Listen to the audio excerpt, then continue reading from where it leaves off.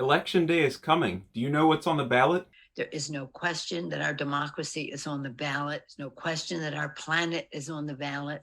I don't know how anybody could say, I care about the planet, I think I'll vote Republican. Oh, really? Hi, I'm Alex Nitzberg, and welcome to the Alex Nitzberg Show. Election day is almost here. Like many other Americans, I've actually voted early, but on Tuesday it will be election day for the midterm elections. Republican Representative Liz Cheney, who lost her primary to a Trump-backed candidate, has said that if she were voting in Arizona, she would vote for Democrats for Secretary of State and for governor. I don't know that I have ever voted for a Democrat. But if I lived in Arizona now, I absolutely would. And for governor and for Secretary of State. She has also endorsed Democratic Representative Alyssa Slotkin of Michigan. This is, by the way, the first time I have ever campaigned for a Democrat. And I have to tell you that it was not a hard decision at all. And she said that if she was voting in the state of Ohio, she would not vote for J.D. Vance, but she would vote for Democratic Representative Tim Ryan. Representative Ryan is running for U.S. Senate in the Buckeye State. So who do you prefer in this race? I would not vote for J.D. Vance. So if you were a Buckeye State voter, you'd be voting for Tim Ryan? I would. Okay.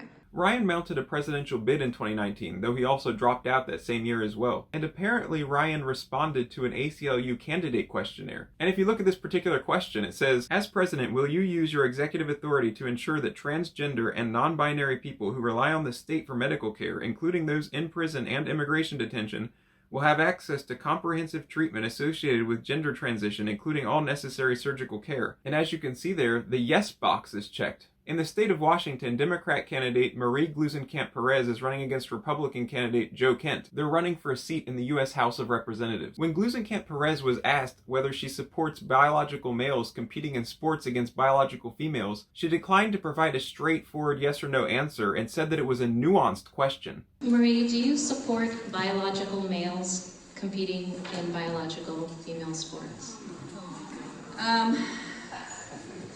I think that is it's complicated. It depends. When do they transition? What are their hormone levels? I mean, when you really look at athletes have all different natural hormone levels. So it is a nuanced question. So yes, you do support that? It depends on the scenario. But we're faced with situations where it's either a yes or no. Either the biological male competes or the biological male does not compete with women. And so we have to make that decision. Yeah, I don't think you're understanding the nuance of these issues. Can you explain it? What about people who are born like both genders? I mean, that's a real thing. What percentage is that? And check out her response when she was asked whether she supports so-called gender-affirming care for minors, people under the age of 18. Will you answer the people of the 3rd District tonight if you support abortion up to 38 weeks and gender-affirming care for minors under the age of 18? So, I mean, the definition of gender... It's a yes or no question.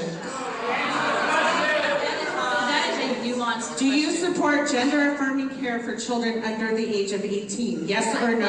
You've asked the question, let's let her answer it. I need to know what you mean by that.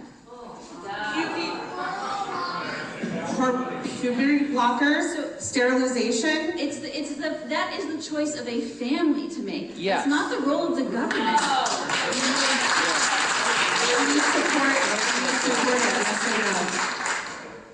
If it's what the family believes in, the government should not be in everyone's life for every issue.